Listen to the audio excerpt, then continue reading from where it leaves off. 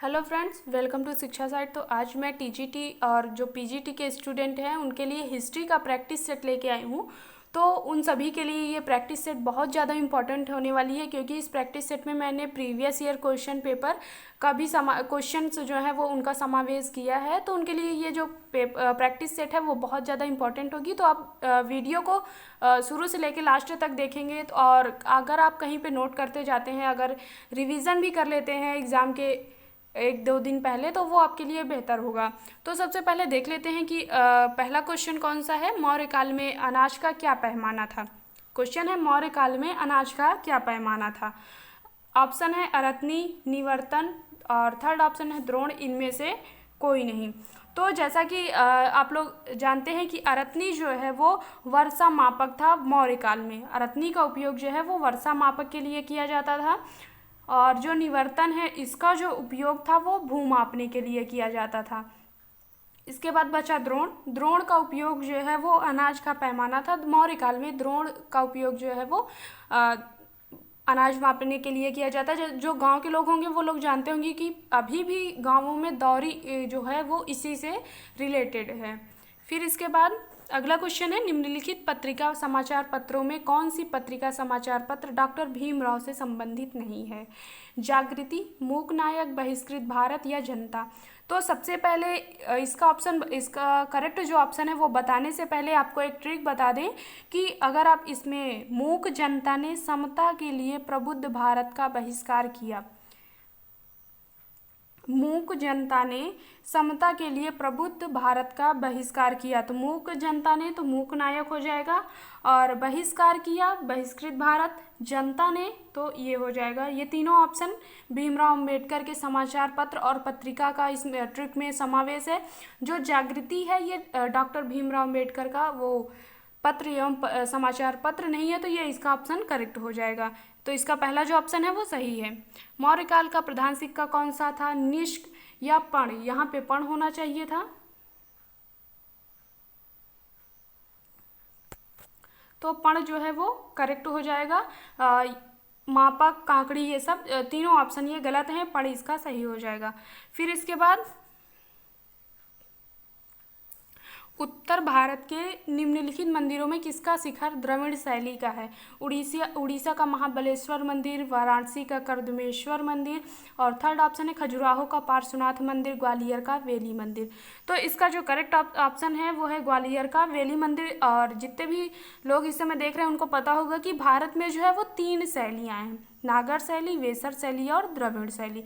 तो जो नागर शैली है, नागर शैली जो है वो उत्तर भारत के लिए है। फिर इसके बाद आती है मध्य भारत के लिए। तो मध्य भारत में वेसर शैली, नागर शैली के बाद वेसर शैली, और तीसरी जो शैली है वो है द्रविड़ शैली। द्रविड़ शैली जो है वो दक्षिण भारत के लिए है। फिर इसके बाद एक राष्ट्र के रूप में निर्माण के लिए भारतीय राष्ट्रवादियों ने किसको एक अनिवार्य आवश्यकता माना है। आर्थिक शोषण की समाप्ति को, ये भी सही है। नागरिक स्वतंत्रता की स्वीकृति, सेकंड ऑप्शन भी सही है। और थर्ड ऑप्शन है इसकी बहुसांस्कृतिक विविधता का संरक्षण, ये भी सही है। और फोर्थ ऑप्शन है एक राष्ट्रीय भाषा के रूप में हिंदी का प्रचार करना। तो जैसा आप लोग देख रहे हैं कि ये तीनों ऑप्शन जो है वो सही हैं। तो लेकिन जो मेन होगा, जिसको अनिवार्य आवश्यकता माना है, वो हो जाएगा इसकी बहुसांस्कृतिक विविधता का संरक्षण। जो राष्ट्रवादियों ने अनिवार्य आवश्यकता जो है वो बहुसांस्कृतिक विविधता जो है वो भारत की, उसके संरक्षण के लिए जो है वो अनिवार्य आवश्यकता माना है। फिर इसके बाद निम्नलिखित में से हड़प्पा शीर्षक किसने दिया। दयाराम साहनी, मार्शल केटिया, इनमें से कोई नहीं। तो हड़प्पा जो शीर्षक है उसको मार्शल ने दिया था। इसका जो सेकंड ऑप्शन है वो करेक्ट हो जाएगा। फिर बृहद स्नानागार कहाँ स्थित है। कालीबंगा, लोथल, मोहनजोदड़ो या हड़प्पा। तो इसके पहले के मैंने बताया था कि आप लोग एनसीईआरटी बुक जरूर देख लें। तो अगर आप लोग एनसीईआरटी बुक पहले पढ़ चुके हैं तो आप लोगों को पता होगा कि 9th की बुक में सीधे तौर पे दिया हुआ है कि मोहनजोदड़ो के बारे में अच्छे से। तो बृहद स्नानागार कहाँ स्थित है, तो मोहनजोदड़ो। फिर इसके बाद सल्तनत काल में अधिकारियों का क्या सामान्य नियम था। जन्म के वरीयता के आधार पर, और दूसरा है अग्रचाधिकार नियम के अनुसार, और थर्ड है पूर्व सुल्तान द्वारा नामांकन, और फोर्थ है अमीरों के मंतव्य और गद्दी के लिए। यहाँ पे गद्दी होना चाहिए था।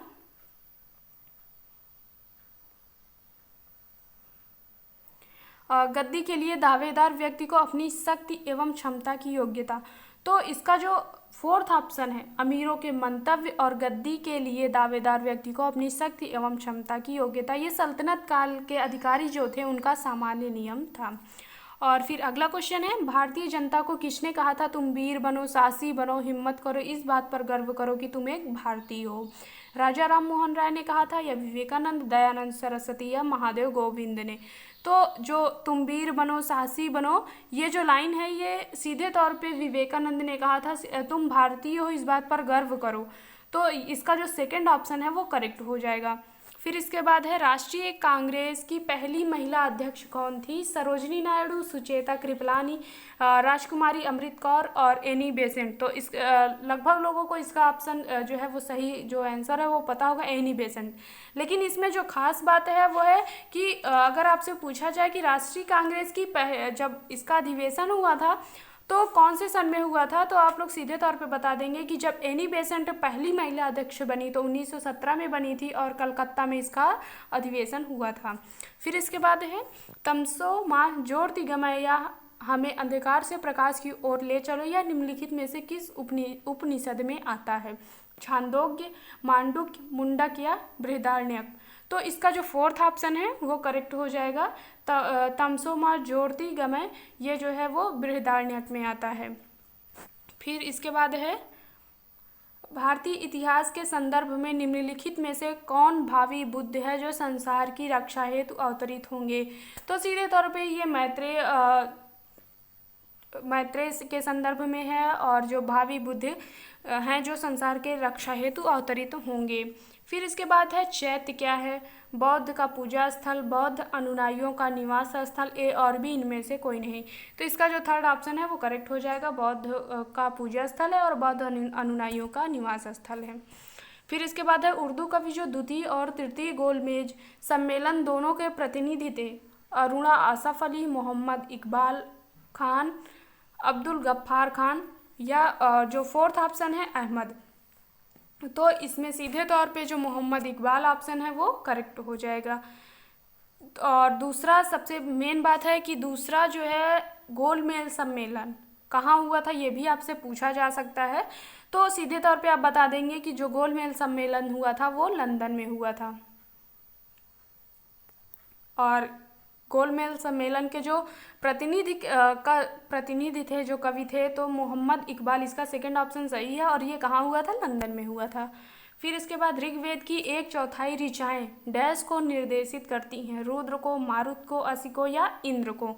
तो इसमें जो है वो इंद्र सही हो जाएगा। ऋग्वेद की 1/4 ऋचाएँ जो है वो इंद्र को निर्देशित करती हैं। और ये खास बात है कि अगर पूछ ले कि इंद्र का जो उल्लेख है वो ऋग्वेद में कितनी बार आया है, तो 250 बार, 250 बार इंद्र का उल्लेख आया है। और जो इंद्र हैं वो जो ऋग्वेद के आर्यों के जो हैं वो प्रधान देवता थे।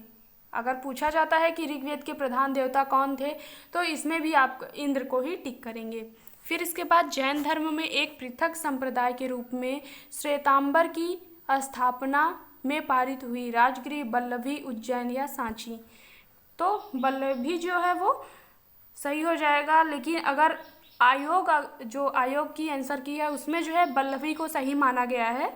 लेकिन पाटलिपुत्र, अगर पाटलिपुत्र भी ऑप्शन में इस बार आ सकता है, अगर आता है ये क्वेश्चन, तो पाटलिपुत्र जो है वो करेक्ट आंसर होगा। आयोग अगर वल्लभी और पाटलिपुत्र दोनों दिया हुआ है तो आप वल्लभी को ही मानेंगे, क्योंकि इसके पहले जो है ये क्वेश्चन आया था तो इसमें वल्लभी को सही माना गया था। फिर, भारतीय स्थल पर गड्ढे खोदने के साक्ष्य निम्नलिखित में से किस प्राचीन स्थल पर पाए गए हैं?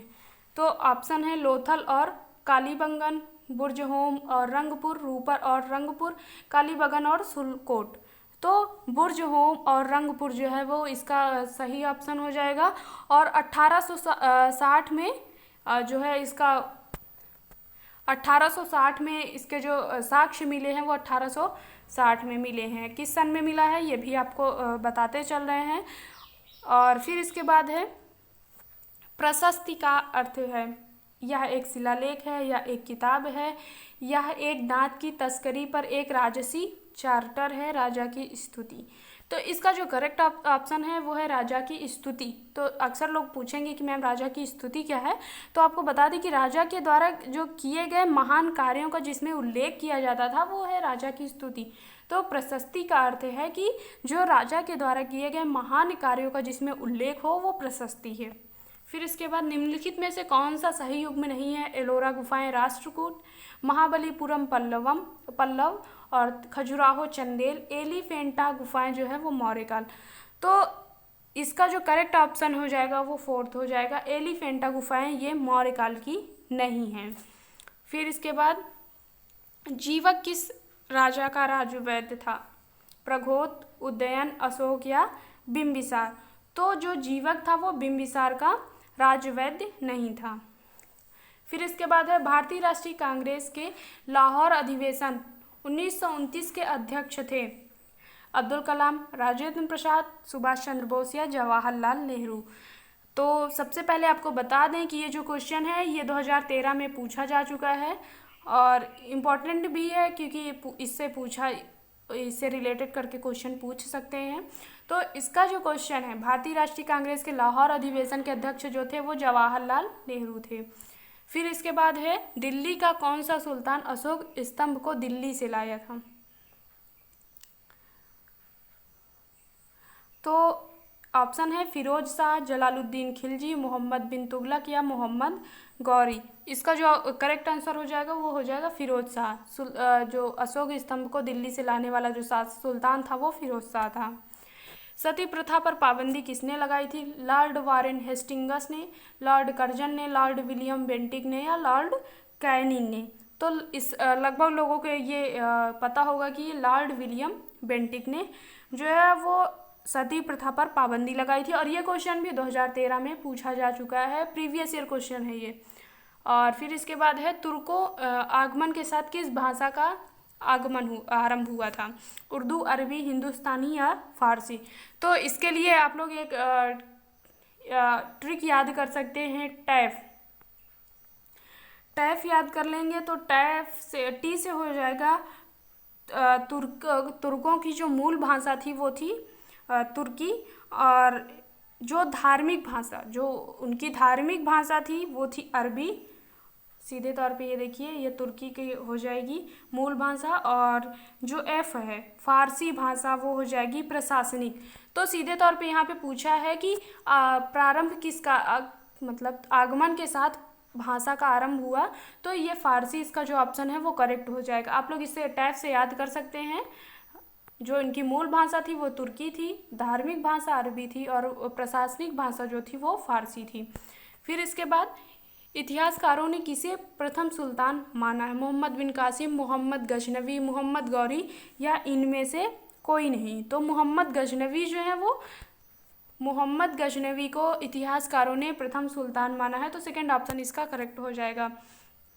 नवदतोली कहाँ स्थित है? मध्य प्रदेश में, महाराष्ट्र में, छत्तीसगढ़ में, उत्तर प्रदेश में। तो सबसे इम्पॉर्टेंट क्वेश्चन है क्योंकि ये 2 बार पूछा जा चुका है। वैसे तो टीजीटी में बहुत कम ही बार होता है कि ऐसा एक क्वेश्चन को लगातार 2 बार पूछा जाए, लेकिन इसको क्वेश्चन को 2 बार पूछ चुके हैं। नवदतोली कहाँ स्थित है? मध्य प्रदेश में स्थित है और इसकी जो खोज है नवदतोली की जो खोज किए हैं वो हैं SD संकालिया। आप इसको लिख भी सकते हैं नवदतोली की खोज, इसको पूछ भी सकता है कि नवदतोली की खोज किसने की, तो HD संकालिया जो है वो नवदतोली की खोज किए हैं। कृषि के प्राचीनतम साक्ष्य कहाँ से प्राप्त हुए हैं? कोलडिहवा, मेहरगढ़, बुर्ज होम या लहुरा देवा। तो इसका जो करेक्ट ऑप्शन हो जाएगा वो हो जाएगा लहुरा देवा। कृषि के जो प्राचीनतम साक्ष्य हैं वो लहुरा देवा में मिले हैं। तो यहाँ पे मैंने 25+ क्वेश्चन का आंसर आप लोगों को बताया, आप लोगों के लिए प्रैक्टिस से लेके आए। अगर आपको ये वीडियो पसंद आता है और आपके मन में कोई भी और भी क्वेश्चन है जो आपको नहीं मिल रहे हैं, आप मुझे कमेंट बॉक्स में बताइए, मैं उसे आपके लिए उसका आंसर खोजने का पूरा प्रयास करूँगी। और आपको वीडियो पसंद आता है तो प्लीज़ लाइक कर दीजिएगा और अभी तक चैनल को सब्सक्राइब नहीं किए हैं तो प्लीज़ सब्सक्राइब कर लें।